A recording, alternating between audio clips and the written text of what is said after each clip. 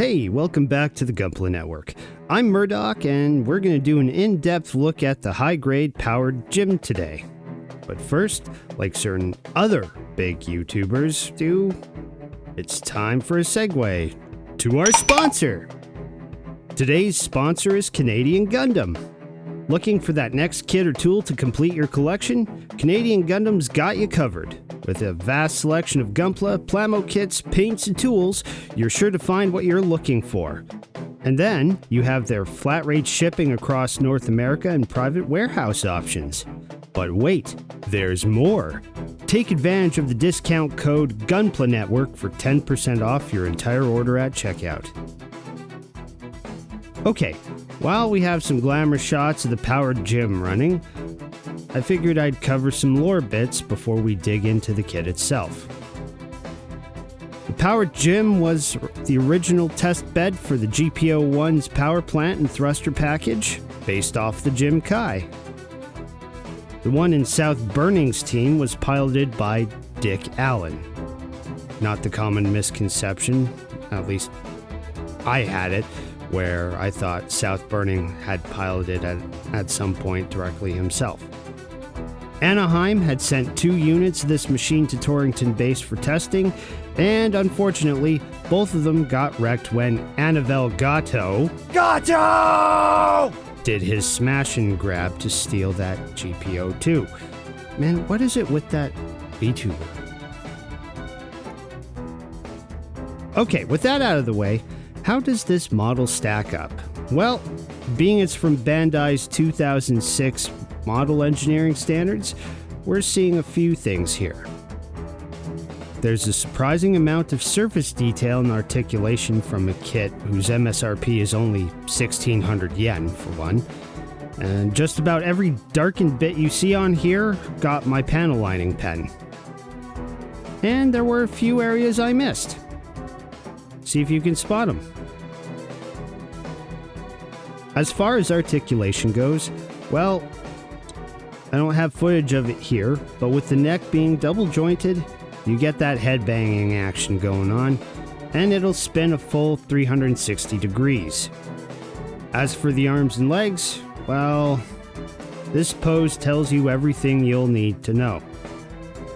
High-grade Powered GM can't completely T-pose, and because of the ball joint sockets on his hips, 90 degrees is as far as you're gonna get for him when it comes to trying to do the splits. As I show here, the model is fully capable of kneeling and maintaining its balance, though this may require a bit of playing around to get it just right. As you'll note, the front armor skirts are indeed one piece, and due to the nature of how they mount, I opted not to try and separate them. The side skirts are on polycaps and can swing up and down. They have rectangular holes in them for magazines that don't actually come with this particular kit. Probably a cost-saving measure, given that there are a few GM variants who use a lot of the same runners. You get 3 hands with this kit. 1 pistol grip holding right hand, a beam saber holding right hand, and the floppy, open, expressive left hand.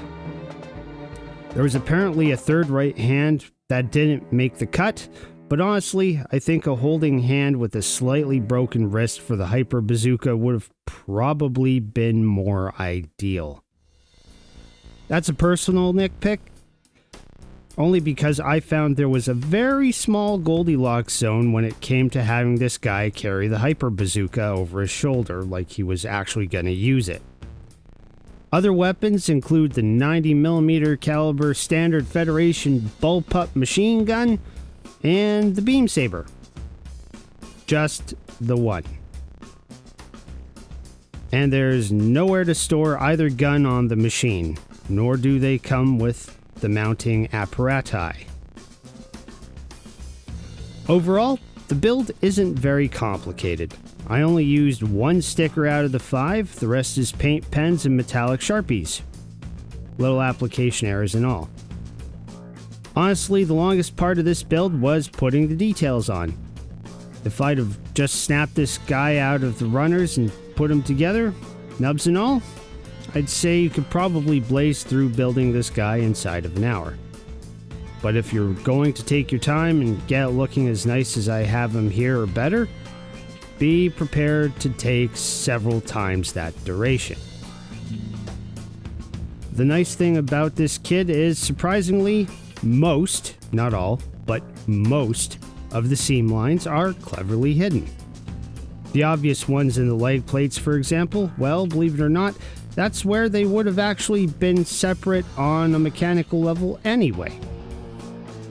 As for leftover parts, Jim here holding the polycap runner and the gator clamp beside him holding the extra beam saber effect part are it. I dare speculate part of the reason this kit is on the cheaper side of the spectrum is directly linked to how little extra plastic you're getting. In terms of shelf presence, well, even standing beside other orange kits, this guy makes sure he's noticed.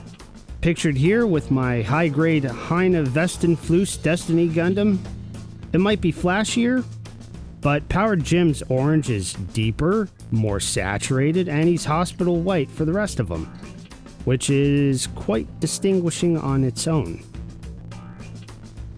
As for my final thoughts, personally, this guy's a warm-up kit for somebody like me who's got oodles and oodles of kits already and likes to see how this stuff works. This is a very good introductory kit for somebody who wants to get into the hobby, but doesn't want to start with something everybody else has. Nothing against Grandpa RX-78, but my first kit wasn't him either. This gym is sure to be a must-have for any hardcore Stardust Memory fan, though, since Bandai's printed most of the machines of that series in a high-grade format from one generation or another. My man the Spicer has you covered with the GPO2. That video's coming soon if it's not out already by the time this goes up. As the Powered GM in its master grade form is P Bandai. And I don't think they've reprinted it recently either. After a quick internet search, seeing the street price? No. No, indeed they have not. So, in conclusion, if you're new to the hobby and looking for something different, or you're a gym lover or a fan of Stardust Memory, this kit is an easy choice for its build quality and looks, and it isn't going to harm your wallet by itself. Until next time, I'm Murdoch, and on behalf of the Gunpla Network, keep building.